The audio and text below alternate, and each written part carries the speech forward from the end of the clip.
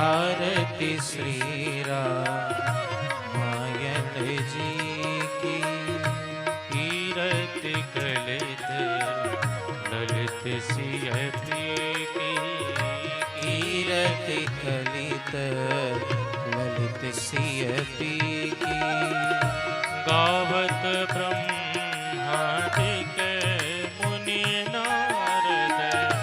भावत विज्ञान विशारद। सुख सनकादि शेष अरुसारद। सुख सनकादि शेष अरुसारद। हरनि पवन सुत तीरथ जी की। आरती श्री रामायण जी की। गावत वेद पुराण अष्टदश। छयो शास्त्र सब को रस। मुनि जन धन संतन को सरवस। मुनि जन धन संतन को सरवस। सार अंश संपत सबही की। आरती श्री रामायण जी की। गावत संतत शंभु भवानी। अरुघट संभव मुनि विज्ञानी। व्यास आदि कवि भरत बखानी। व्यास आदि कवि भरत बखानी। काग भुसुंडी वरुण के ही की। आरती श्री रामायण जी की। कलिमल हरन विषय रसुथी की। सुबग सिंगार मुक्ति जुगती की। दलन रोग भव मुरे अमी की। दलन रोग भव मोरी अमी की। तात मात सब विधि तुलसी की। तात मात सब विधि तुलसी की। आरती श्री रामायण जी की। आरती श्री रामायण जी की। कीरति कलित ललित सियपी की। कीरति कलित ललित सियपी की। आरती श्री आरती श्री आरती श्री रामायण जी की। आराधिक्यं समर्पयामि जलेन शेतिलेकरणं। देवैः पुष्पाधिवन्दनं साध्वाभिवन्दनं मन्त्रपुष्पाञ्जलिः। ॐ नानासुगन्धपुष्पाणि यथा कालोद्भवानि च पुष्पाञ्जलिर्मया दत्ता गृहाण परमेश्वर। मन्त्रपुष्पाञ्जलिं समर्पयामि प्रार्थनापूर्वकं नमस्करोमि। बोलिए भक्तवत्सल भगवान की जय। श्री राघवेंद्र सरकार की जय। श्री अद्यानाथ भगवान की जय। श्री मद वाल्मीकि रामायण जी की जय। श्री महर्षि भगवान वाल्मीकि जी की जय। श्री व्यास जी महाराज की जय। जय श्री सीताराम। आइए हम सभी लोग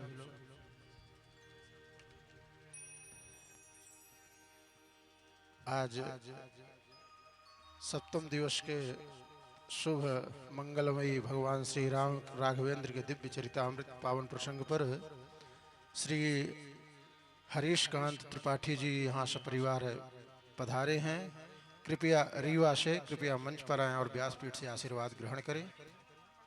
अच्छा, अमर पाटन से ही है, ठीक है।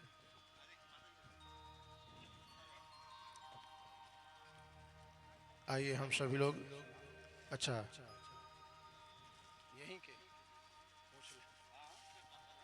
मैया, आप मैहर जिला के जिला पंचायत अध्यक्ष पद पर इस समय प्रतिष्ठित हैं।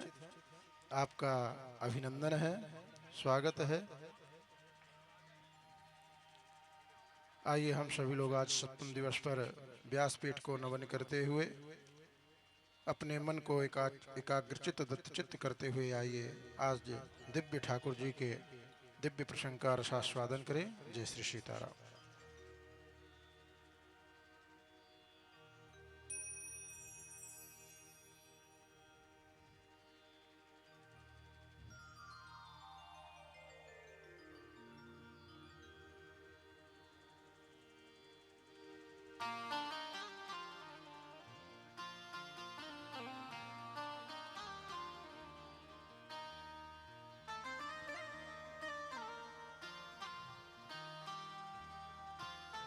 श्री राम श्री राम श्री राम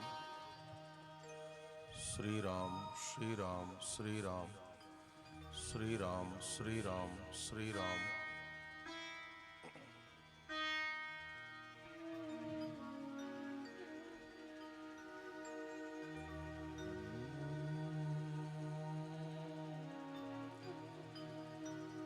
ओम अस्मद्गुरुभ्यो नमः। अस्मत्परम गुरुभ्यो नमः। अस्मत्सर्वगुरुभ्यो नमः। श्रीमते रामानुजाय नमः। ओम नमः परमहंसास्वादित चरणकमलचिन्मकरन्दाय भक्तजनमानस निवासाय श्रीरामचन्द्राय